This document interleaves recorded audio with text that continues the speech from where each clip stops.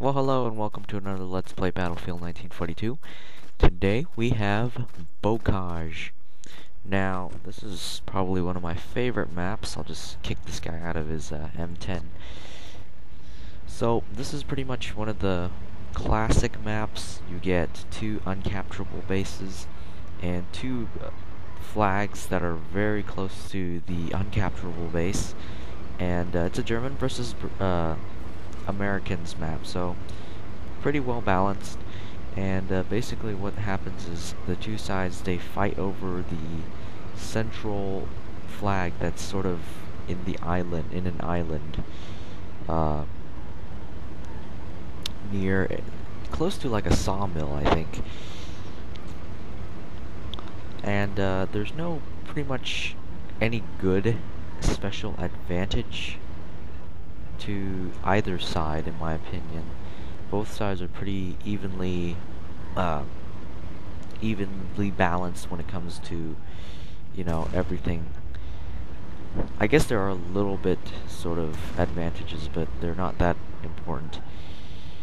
Now, it looks like the Axis have managed to capture the flag closest to their main base, and there's a Panzer tank. But since I'm in an M10 heavy tank, I could take a few hits from that Panzer. One more hit should kill him. Yeah, there we go. I just noticed another Panzer IV, so I'm going to take that one out as well.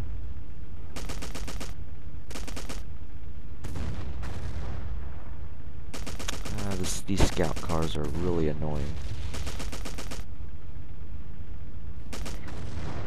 Ooh, taking a lot of hits. Alright, there's a Tiger tank over there, and I'm not going to be able to make it out of this. I might, actually. I keep getting blammed by grenades. Grenade spamming's never fun. And my tank is out of health. Maybe I could fix it and just save it.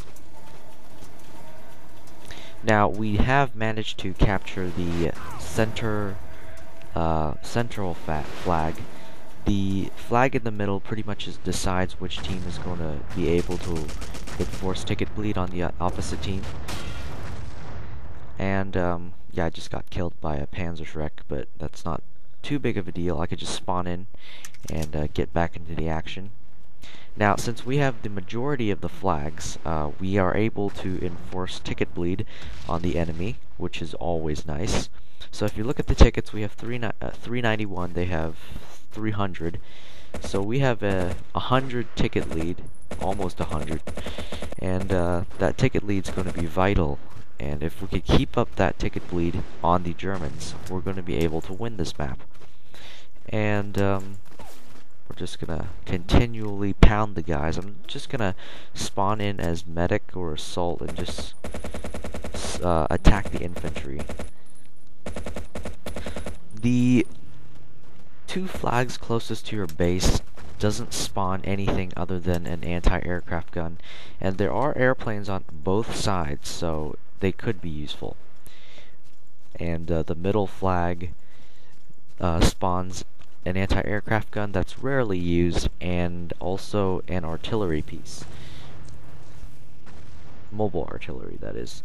Now, there are these two ramps sort of just here near the bridge that allows infantry to cross, because the bridge is usually going to be heavily defended. And if I'm able to sneak back here and maybe neutralize the flag, that would be nice. Maybe kill a few guys. There's a guy with the bazooka. Oh, somebody shoot. Oh.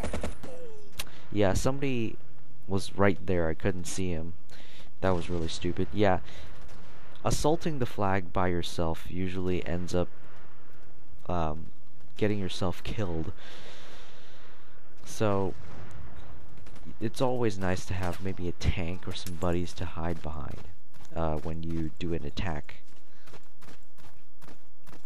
I spawned in at the main base, basically, well, mostly because we have a pretty strong hold on the Axis, on the opposite team, and the Germans, they don't seem to be able to break the meat grinder, and that's just one thing that you have to understand about this particular map, and that is It's usually short. There could be some sort of grinding action, but definitely not as much as, you know, the stalemates that happen, you know, at Stalingrad or Liberation of Khan. You know, those maps are epically, epically stalemates. Once both sides get a good stronghold, they're both gonna just kind of attack each other. This map, since the flags are somewhat spaced apart and there are ticket bleed and majority of flags, usually there is no stalemating. One team will take the flag and maybe the opposite team will retake it, and the cycle just goes through again and again.